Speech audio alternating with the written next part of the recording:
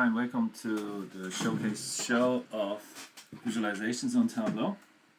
I wanted to show you guys this cool visualization. It's not mine, I'll leave a link below, of yearly figures spread across each day, but visualized in a circle, and it shows the submissions done every day.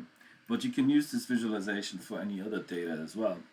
And the way it's done, it's pretty cool. You can see it builds out a circle from the middle based on the days, and it uses the sin plus radians with the items times the distance. So that's really cool.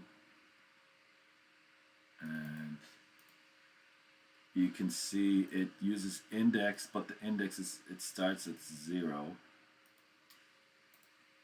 So you have a starting point. So it's like index -1. And then it goes index divided by the depth, which you can set, which is set to 7 here.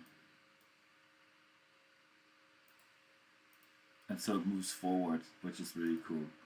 So you can see the circles kind of like start here, week 1, January, and it builds up this way. So yeah, really cool visualization, especially because it shows the whole year in like a circular format, and you can kind of like see where the most of the submissions are. And yeah, I think I will probably use the same visualization in other data points. Thank you so much for watching. I'll leave a link below in the visualization for the visualization. Thanks.